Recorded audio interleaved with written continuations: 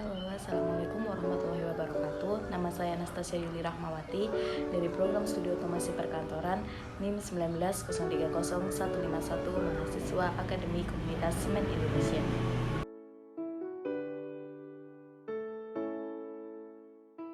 Di sini saya akan menjelaskan tentang penerapan ERP pada PT Indosmen Tunggal Prakarsa Tbk.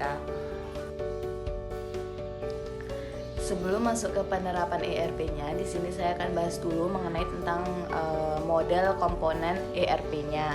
Jadi secara modular, software ERP itu biasanya terbagi atas modul utama yaitu operasi, serta modul pendukung lainnya yaitu finansial dan akunting serta sumber daya manusia. Kemudian di modul operasi itu ada general logistik, sales dan distribution, ada material management, logistik eksekutif, quality management, dan lain-lain. Lalu yang kedua ada modul finansial dan akunting atau akuntansi.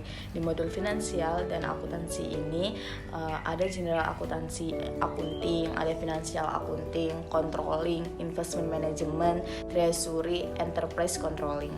Kemudian yang ketiga modul sumber daya manusia, ada personal management, personal time management, payroll, kemudian training and event management, organization management, dan juga travel management. Lalu ERP sendiri itu punya banyak sekali software-software. Nah, berikut ini adalah beberapa software ERP yang saat ini beredar di pasaran. Di antaranya yang pertama itu ada SAP, kemudian ada JDE, ada BAAN, ada MFG Pro, ada Protean, kemudian ada Compare, ada Empire, OneSoft SME Business Solution. Lalu untuk penerapan ERP-nya di PT Indosmen, penerapan sistem informasi di PT Indosmen ini terangkum dalam paket sistem intranet, di mana di dalamnya terdapat ERP. Nah, di dalam versi intranet Indosmen ini, ERP itu adalah terminal sistem dari perencanaan sumber daya material atau material resource planning. ERP sistem ini menangani proses manufaktur, logistik, distribusi, inventory atau gudang, shipping atau pengapalan, invoicing atau faktur, dan akunting perusahaan. Kemudian ERP software ini dapat membantu mengontrol berbagai aktivitas bisnis seperti penjualan, pengiriman, penagihan, produksi manajemen, inventory, dan HRM. Untuk ERP ruang lingkupnya meliputi fungsional silang atau cross fungsional dan keseluruhan perusahaan. Nah, semua fungsi departemen-departemen yang terlibat dalam operasional dan produksi semuanya terintegrasi dalam satu sistem. ERP sistem yang tercakup dalam sistem intranet Indosmen antara lain ada web application. Di dalam web application itu ada enterprise system, yang mana enterprise system ini mencakup seluruh sistem di dalam sistem informasi Indosmen. Nah, digambarkan secara preview dalam menu ini. Kemudian ada di board spawn, ada juga procurement. Kemudian yang kedua ada e-tender. E-tender ini merupakan kependekan dari electronic tendering system, yang mana e-tender ini memfasilitasi seluruh proses tender dari pengiklanan sampai penempatan kontrak. Lalu yang ketiga ada Shul Cigading Monitoring. Ini digunakan untuk memonitor persediaan batu bara yang dipasok dari Cigading sebagai gudang batu bara utama di Indosmen. Agar keberlangsungan operasi pabrik digital bisa berjalan dengan baik, maka yang pertama harus ada personal information. Personal information ini mencakup informasi seputar manajemen sumber daya manusia dengan segala fungsi dan perangkatnya. Lalu yang kedua, vehicle. Dalam menu ini tercakup administrasi angkutan atau kendaraan, kemudian transaction, maksudnya alur dan posisi proses kendaraannya, kemudian ada repair dan maintenance untuk mengatur perbaikan dan perawatan kendaraannya, kemudian ada tire management untuk manajemen pemakaian ban kendaraan, kemudian ada inquiry untuk menangani permintaan kendaraan.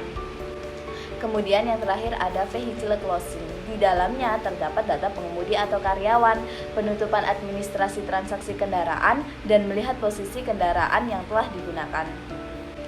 1. Investment Work Progress Monitoring System. Di sini mencakup monitoring perkembangan operasional produksi atau pekerjaan dari berbagai lini di dalam perusahaan. Kemudian yang kedua ada cylinder tracking. Di dalam menu ini kita dapat menelusuri dan mengetahui kondisi persediaan tabung gas dan oksigen yang bisa digunakan untuk pekerjaan atau menunjang produksi. Kemudian yang ketiga outside cleanliness Inception System. Menu ini melingkupi sistem pemeriksaan tingkat kebersihan atau polusi di sekitar pabrik dengan monitoring alat-alat pengukur debu yang disebar di beberapa titik di lingkungan sekitar lokasi pabrik. Kemudian yang keempat ada Investment Safety Observation Program. Program observasi keamanan ini merupakan bentuk pengamatan, pengendalian, dan pencegahan terhadap aspek-aspek bahaya yang ada di lingkungan kerja dengan melibatkan peran aktif seluruh karyawan demi menciptakan lingkungan kerja yang aman dan dapat menekankan atau menihilkan angka kecelakaan kerja. Kemudian yang kelima ada agreement database.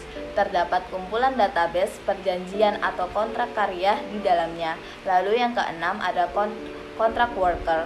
Dalam menu ini terdapat data mengenai pekerja atau karyawan kontrak dalam perusahaan.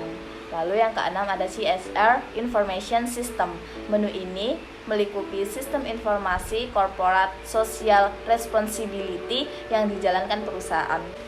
Lalu, ERP system yang terakhir ada Online Report Library. Dalam menu ini terdapat kumpulan atau perpustakaan dari laporan-laporan yang diposting melalui online.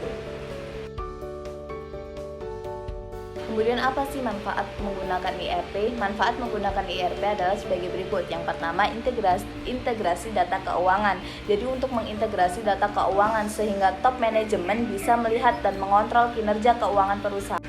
Lalu yang kedua ada standarisasi proses operasi.